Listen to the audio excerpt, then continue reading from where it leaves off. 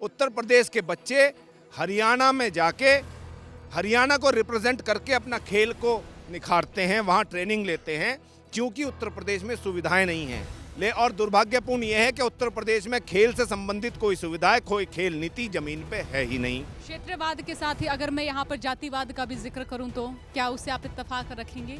जातिवाद भी सर्वोपरि है। इनके दिमाग में ये कीटाणु जातिवाद के घुस चुके हैं। दोषियों के खिलाफ सख्त कार्रवाई नहीं हुई तो निश्चित ही दिल्ली की छाती पे पंचायत का ऐलान। नमस्ते, राम राम, हरियाणा तक देख रहे हैं आप और मेरा नाम है सोनिया सत्यानीता।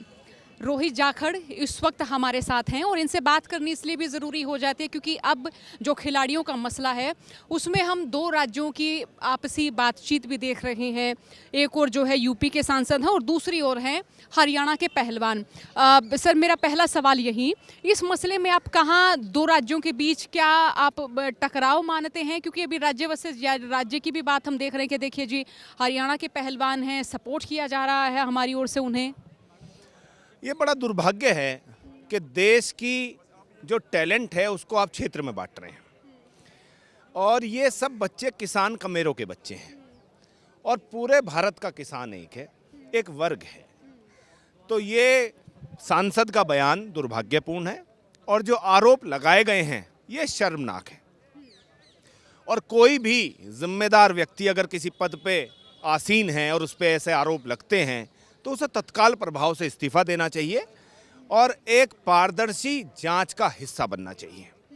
लेकिन चूंकि भारतीय जनता पार्टी विभाजनकारी नीतियों को बढ़ाती रही है और उसी को बढ़ाते हुए ब्रजभूषण शरण सिंह ने उत्तर प्रदेश और हरियाणा के सापेक्ष ये बयान दिया है, ऐसा बयान की हम निंदा करते हैं।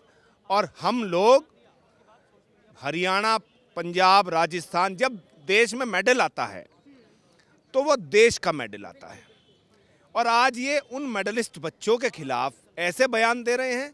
इससे दुर्भाग्यपूर्ण क्या हो सकता है? देश के जनता देख रही है और समझ रही है कि फेडरेशंस देश में भ्रष्टाचार के अड्डे बन चुके हैं। इनकी अगर फॉरेंसिक ऑडिट हो तो सब दूध का दूध, पानी का पानी हो जाए।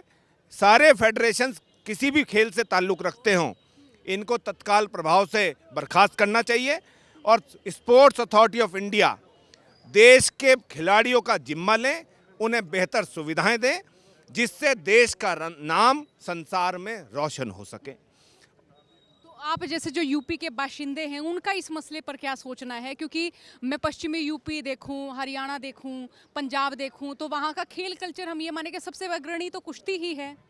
देखिए, उत्तर प्रदेश के ये संघ के राष्ट्रीय अध्यक्ष हैं और दुर्भाग्यपूर्ण ये है कि उत्तर प्रदेश में खिलाड़ियों को कोई सुविधाएं नहीं हैं।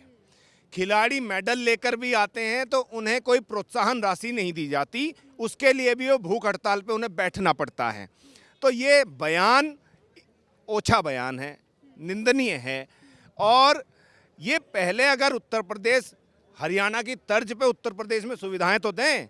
उत्तर प्रदेश के बच्चे हरियाणा में जाके हरियाणा को रिप्रेजेंट करके अपना खेल को निखारते हैं, वहाँ ट्रेनिंग लेते हैं, क्योंकि उत्तर प्रदेश में सुविधाएं नहीं हैं। तो हम तो धन्यवाद करते हैं हरियाणा की जनता का, हरियाणा के प्रशासन का, कि खुले हाथों से हमारे बच्चे उनके यहाँ पंजाब में हमारे बच्चे जाके खेलते हैं और देश का मान बढ़ाते हैं। और दुर्भाग्यपूर्ण यह है कि उत्तर प्रदेश में खेल से संबंधित कोई सुविधाएं, कोई खेल नीति जमीन पे है ही नहीं। और जो हरियाणा में खेल नीति 2005 के उपरांत आई, जिस कारणवश ही हम जो मेडल गिन पा रहे हैं वो उस खेल नीति की ही वजह से है, जिस खेल नीति को भी टार्निश करने का प्रयास वर्तमान सरकार कर रही है। अब गूंगा पहलवान को आप देख लीजिए, वो डेफ में मेडल लेते हुए आ रहे हैं और उन्हें प्रोत्साहन राशि नहीं दी जाती, उन्हें वो सम्मान नहीं दिया जाता, वो आंदोलनरत रहते हैं, उस पर तो कभी नहीं बोले। ये फेडरेशन के अध्यक्ष हैं, क्या किसी खिलाड़ी के हित के लिए, अधिकार के लिए कभी इन्होंने अपनी आवाज़ मुखर करी है? तो सोचने का विषय है। जनता देख रही है, माकूल जवाब देगी।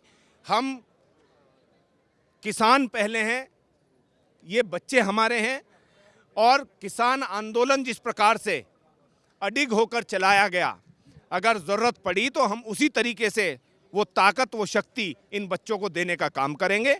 और अगर इन बच्चों के मान सम्मान को जो ठेस पहुंच रही है उसकी पारदर्शी जांच नहीं हुई और दोषियों को बख्शा गया और दोषियों के खिलाफ सख्त कार्रवाई नहीं हुई, तो निश्चित ही दिल्ली की छाती पे पंचायत का ऐलान होगा।